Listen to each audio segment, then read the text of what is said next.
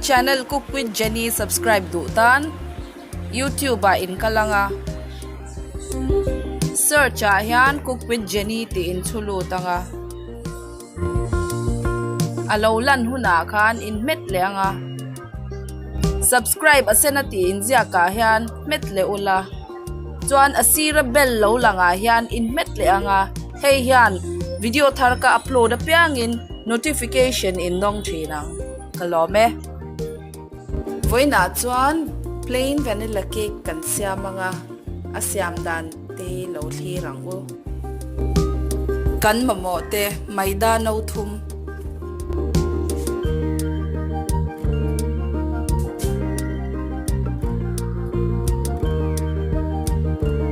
baking powder thir fian lian khat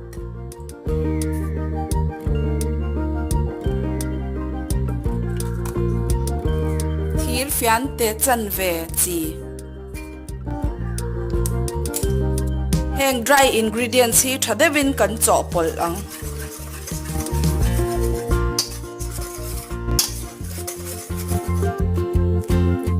chini hi hemi no khat kan te na hi angai zel kha mana tha hemi no khat le mun li a thena mun khat chini artui pali bong te hi hemi no khat le mun li thena mun khat bong te vanilla hi hemi thir fian lian khat hi butter hi tlon ni ate chi ang tlon ni ang tur kha ni mai voina vanilla cake kan siam tur hi mixia ol sam taka chopol dan le siam dan kan ron entir don ni mixia ajara hian chini kan tel lo tanga chuan kan butter kha kan tel lut bokanga hei hi uluk taka blend phot tur ani tuna hemi panhi hi kan lo mix thapotang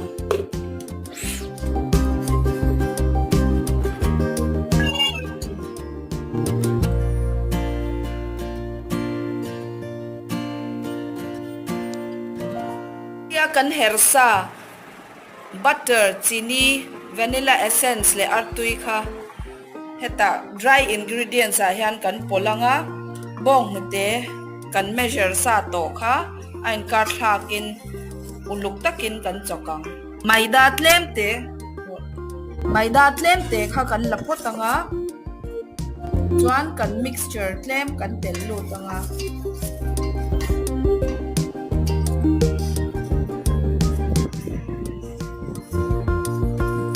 bong te nen tihan uluk devin kan chokanga maida mixture kha kan tel le anga kan chok pa zelanga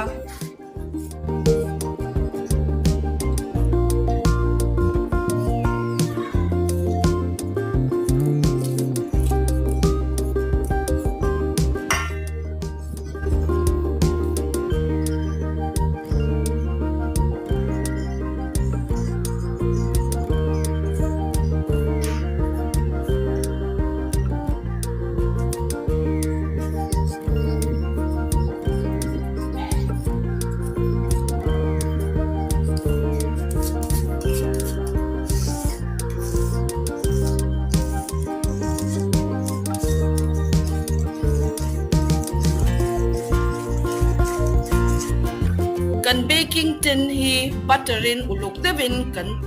ta tanga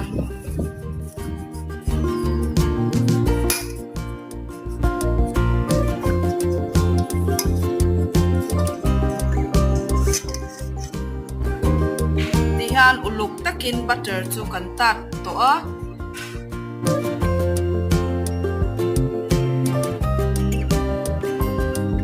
baking tin kan noi mom sa kha maida ro tle min tian kan phul thet tanga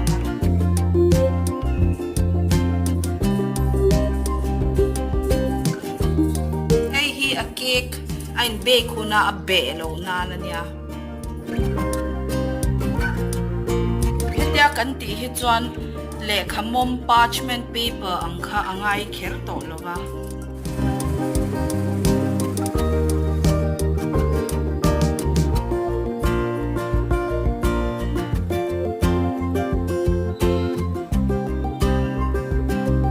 microwave oven a kan bake don awangin convection mode a kan da dona convection mode a kan da mai in a rack hi kan da lo tanga 180 degrees centigrade hemi temperature hi cake urnan chuan a tok che a hemi a hian a ron omanga a timer hi minute nga vela kan da anga minute nga bak angai lo ani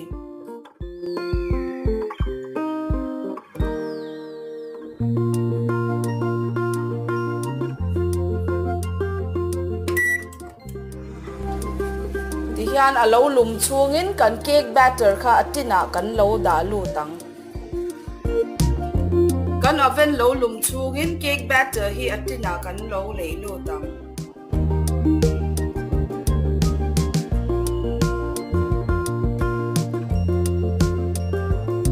kan cake batter kha a cake tina kan le lu to air bubbles om lo nan tian kan so de u hlekang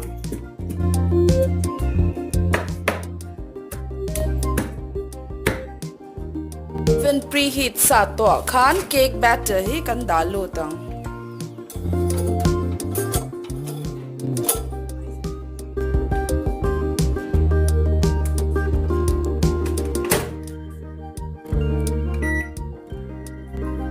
a timer hi 25 minutes somni panga vela kan setanga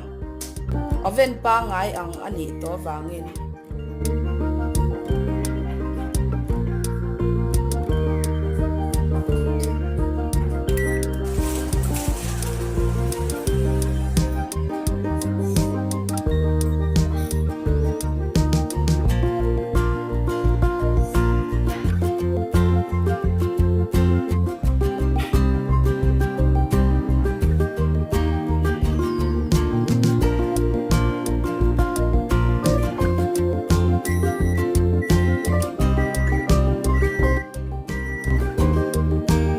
kan cake hi alo min to a kan lo la chwa kang